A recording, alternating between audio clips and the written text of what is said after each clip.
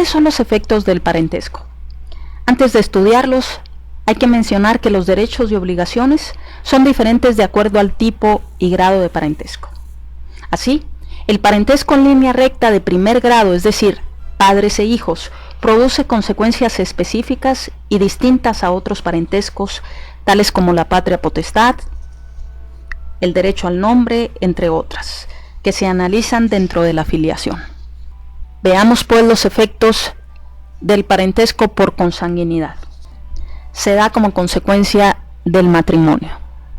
Es decir, cuando se casan surge el parentesco por afinidad, pero si esta pareja decide tener hijos, entonces se va a configurar el parentesco por consanguinidad. Igual en el caso del concubinato. Si la pareja decide tener hijos, el concubinato, hay que aclarar que no nos integra el parentesco por afinidad, solamente cuando hay matrimonio, pero sí nos puede configurar el parentesco por consanguinidad si esta pareja decide tener hijos. Y también tenemos parentesco por consanguinidad en el caso de la madre soltera. Vamos a analizar pues los efectos de este tipo de parentesco. En primer lugar, crea el derecho y la obligación de alimentos. Ese cuadro de parentesco que ya estudiamos nos sirve para esto, para ver quién está obligado a proporcionar alimentos y quién tiene el derecho de recibirlos. Otro efecto es el derecho de heredar en el caso de la sucesión legítima. Acuérdense que ya estudiamos la sucesión legítima, en la que son los parientes más cercanos los que heredan al autor de la sucesión. Si decidió no dejar testamento o esté nulo, ya lo habíamos analizado. Pero también, si vamos a suponer que el autor de la sucesión decidió dejar testamento y nombra como heredero a alguien que no es su pariente, pero sin dejar pensión alimenticia a quienes tiene la obligación de dejar, entonces aquí también entra el efecto del parentesco por consanguinidad, pues se puede exigir la pensión alimenticia en la sucesión testamentaria.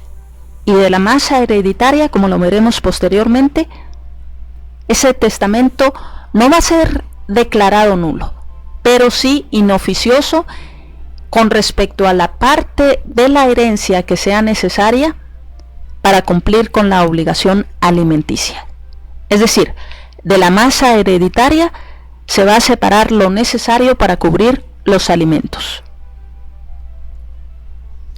Otro efecto que mencionábamos ahorita, origina derechos y obligaciones inherentes a la patria potestad, que se contraen solo en padres e hijos, abuelos y nietos en su caso. Cuando estudiemos la patria potestad, vamos a ver que es una figura que surge como consecuencia del parentesco, porque en primer lugar la patria potestad la van a ejercer los padres. A falta de estos, los abuelos, teniendo una preferencia a los abuelos maternos. Y a falta de estos, los abuelos paternos. Por esto, aquí los efectos son limitados a ese tipo de parientes. Y finalmente también crea determinadas incapacidades, pues imposibilita a un pariente a casarse con otro en grado próximo. Cuando estudiemos el matrimonio veremos que el parentesco de consanguinidad, sin limitación de grado en línea recta, ascendente o descendente, es un impedimento para contraer matrimonio. Efectos en el parentesco por afinidad. Fundamentalmente crea impedimentos, pues no da derecho a heredar.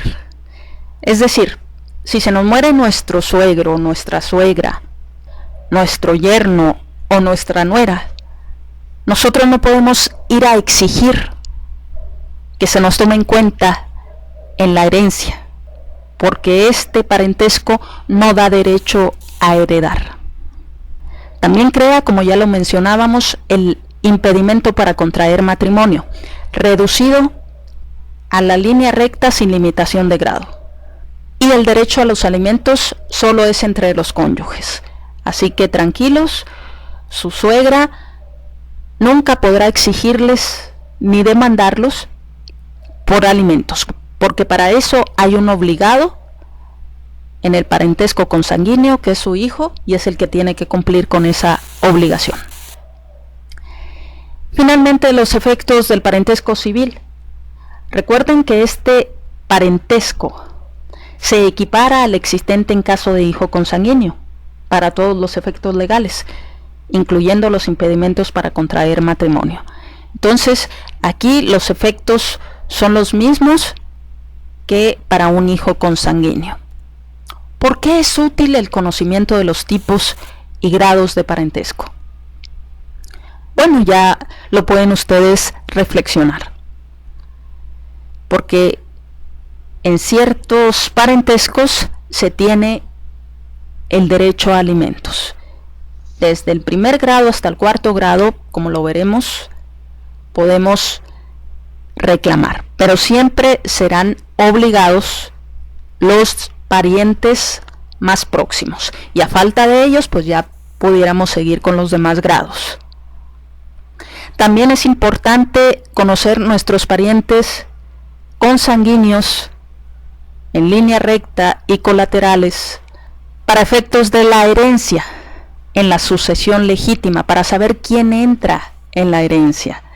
Y cuando estudiemos sucesiones veremos que ahí pudiéramos nosotros, ya sea con respecto a nuestros clientes o nosotros mismos, saber si nos corresponde entrar a la disputa por la herencia.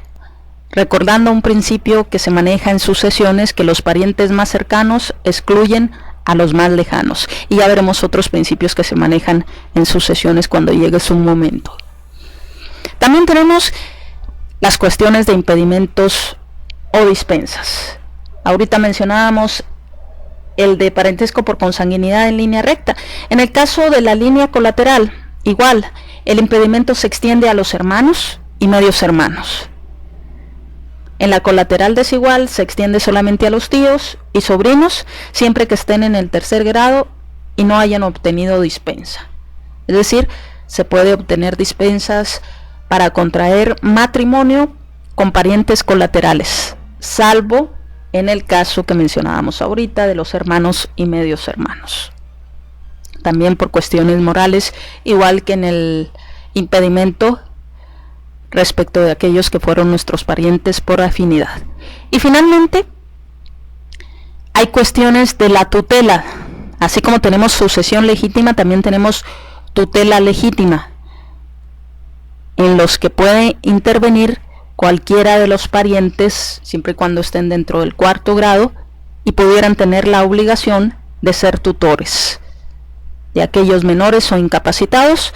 En el caso de los menores, los que no estén sujetos a la patria potestad, por haber fallecido sus padres y sus abuelos, tanto maternos como paternos. Eso también lo estudiaremos en la tutela. Estas son las 4 razones fundamentales por las que hay que conocer, entender y aprendernos las líneas y grados de parentesco para poder hacer efectivos nuestros derechos y cumplir con las obligaciones.